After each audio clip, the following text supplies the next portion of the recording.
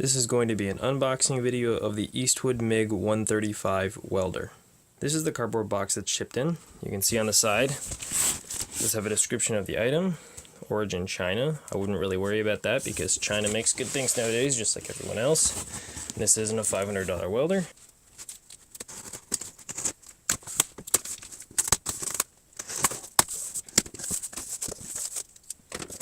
Instructions come right on top.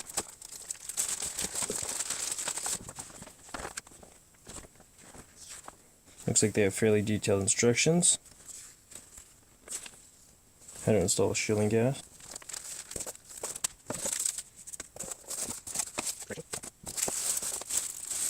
Here's the gun. It's pretty hefty. Oh, there's actually a nice click action to the trigger. A lot different than the Harbor Freight Flux 4 welder. There's certainly some cardboard in here. Here's the wire, also fairly hefty. Looks like decent quality. Ningbo Zhuanhua 14 AWG. Does come with a gas regulator.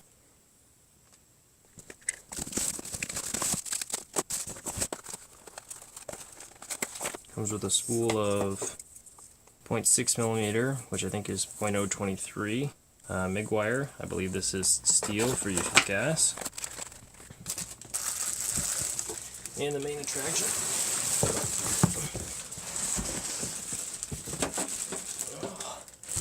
The welder.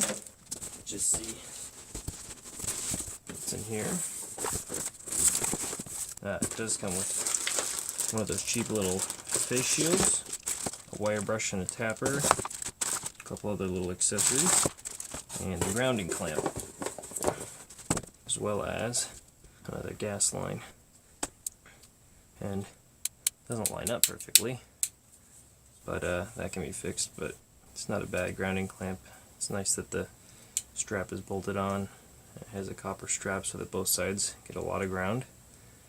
Pretty decent quality, especially for the price. And there's the actual welder.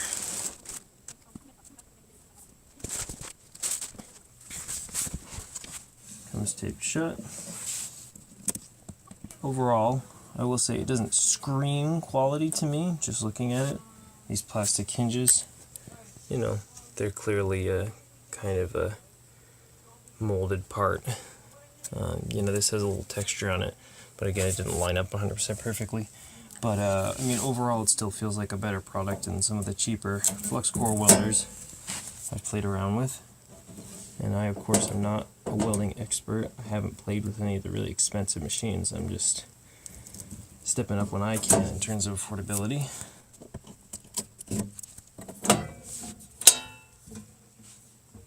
It does flip up and stay. Has the instructions on it for how thick the metal you're welding is, all the settings, driver orientation, the output polarity for MIG or gas fluxless, so you have to make sure you have that right. I believe it comes set up for MIG, not flux, so I will have to switch that around for right this second until I get gas. And on the front, the big draw of this welder for me is the fact that it has these adjustable settings. So the really nice thing about this welder, compared to the cheaper flux core welders, is that you have the arc volts, and this knob actually has a nice feel to it. It doesn't just spin freely. It's got some resistance. And you have the wire speed.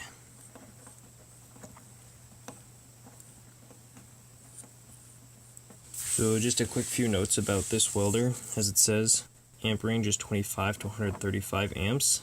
It is 120 volt, 110 volt if you will, input. And it says 14 amps. It noted on the website that the max draw was 20 amps. The duty cycle is 20% at 90 amps, so if you're working at about, you know, half of what this welder is capable of, 20% of the time. The wire feed rate is 40 to 450 inches per minute. The weight of this unit is 56 pounds. It is hefty. It was quite a task just to bring this box inside. It does accept 0.023 0.030 and 0.035 inch wire, but it says to only use the 0.035 for flux core. This does come with a no hassle return policy, whatever that means, and a 3-year warranty. Currently, this unit is going for $280. It's usually about $350, although I think they might have just lowered the price for the new year. I only paid $180 for this. I made a video about that. I found a $60 coupon and I used the 10% off coupon. And yeah, $180 for this welder. That's only twice what the Harbor Freight Flux Core welder costs, and it has all this adjustability instead of just 2 settings. It has a better warranty, has better attachments, it's better quality. Yeah, so